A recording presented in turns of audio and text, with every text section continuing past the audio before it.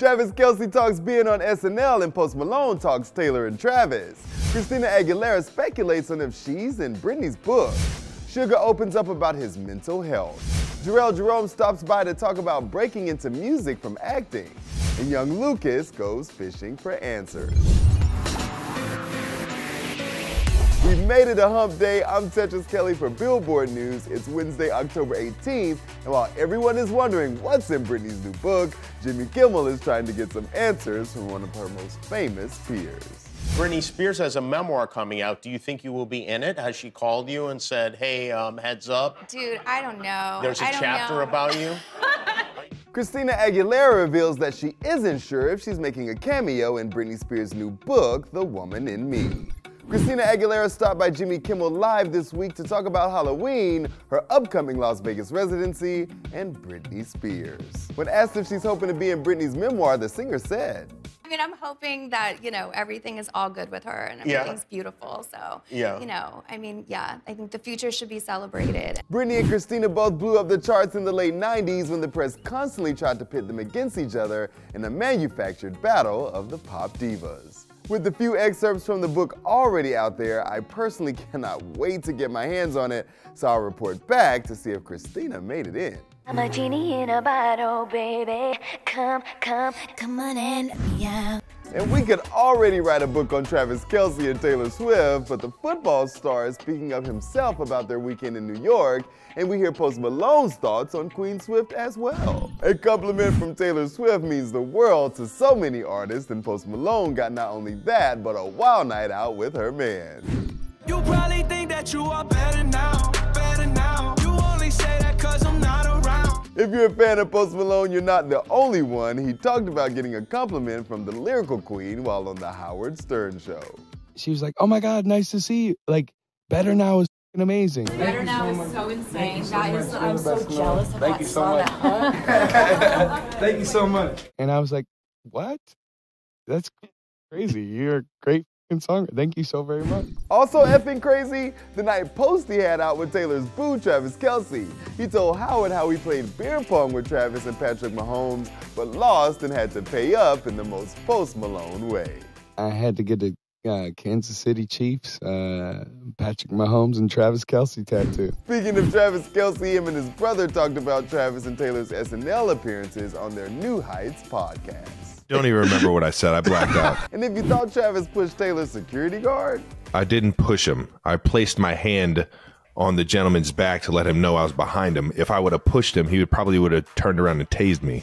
And from our chart-topping queen to our chart-topping kings, a member of BTS is speaking up about the pressures of the group.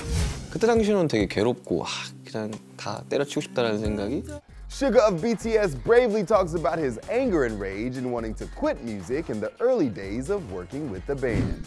BTS brings ARMY so much joy, but it hasn't always been the easiest job for the fellas. Suga opened up about struggles in the latest episode of his Trita drinking show. 물론 저도 어릴 적에는 막 화도 많고 분노도 하고 막 세상에 대한 분노부터 막 시스템에 대한 분노. 근데 이제 그 믹스테이프를 함과 동시에 그런 것들이 많이 줄었거든요. 그런 부정적인 감정들이. Of course, music heals all, and legendary mixtapes, by the way. He went on to discuss almost quitting music. 그때 당시에는 되게 괴롭고 그냥 다 때려치고 싶다라는 생각이 이게 음악으로 다 정리가 되니까 이제는 오히려 고맙더라고요. 그 순간에 있었기 때문에 이런 걸 할 수 있었어요. We are so happy to have you. And can I come on the show and have a drink? Suga goes on to discuss replacing some amazing Jungkook vocals on one of his tracks. For the full segment, head over to Billboard.com. I was so excited to have Jerome in studio, and we had a great chat about his transition into music. Check it out. Damn, what you doing? Slow down. You gonna turn me into something that I'm not.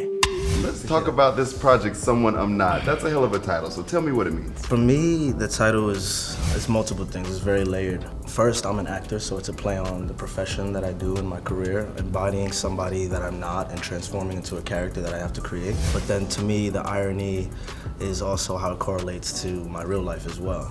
My life changed dramatically in the last few years of my life. I'm still trying to adjust. I'm still trying to get used to certain things and used to certain dynamics. when I step out in the street, somebody might, you know, I might be dressed like this, all decked out, and somebody might be like, yo, that's that guy from that movie. Oh, let's take a picture, let's do that. But really, maybe I just got in an argument with my mother or something. So I'm not all the way ready to be that figure for somebody. And so here he is viewing me, or here she is viewing me as someone I'm not. And talk about your art. You also put a 7-minute music video out with Rat Pack. So tell me how it was to create that and what story you wanted to tell. It was amazing. I mean, I was shooting a project last year and I kind of had this panic attack where I was like, man, I love what I'm doing as an actor and I love the work that I get to put out, but I really want to chase this music and I really want to find the right time to let it out. That panic attack, you know when you have a panic attack and you turn, you know, you take it and you turn it into focus mode? I need to learn how to do that. I turned it into focus mode and I came up with this idea of putting together a short film that came with the music, and it just, I think it was a clever way of me making sure that people always remember that I'm here for both worlds. I love music just as much as I love acting. I love acting just as much as I love music. I'm not leaving anything behind. For the full interview, hit Billboard.com. And we're talking to all your favorite stars. Over at Latin Music Week, we went fishing for answers with young Lvcas. ¿Qué rollo, pandilla? Soy su compita Lvcas y yo voy a Fishing for Answers de Billboard.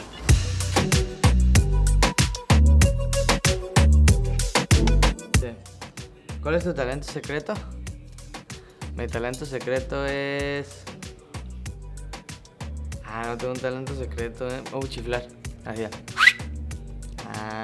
No puede cualquiera. Bueno, creo que varios, pero... ¿Qué es la cosa más loca que te ha pasado en vivo en el escenario? No sé, me han lanzado calzones. Un simi, mi simi.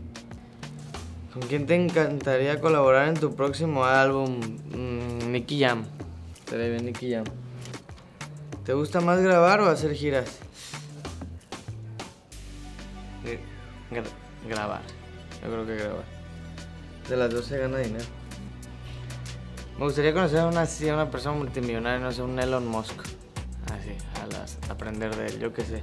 Ver qué piensa, qué hace por su vida. Eso podría importar.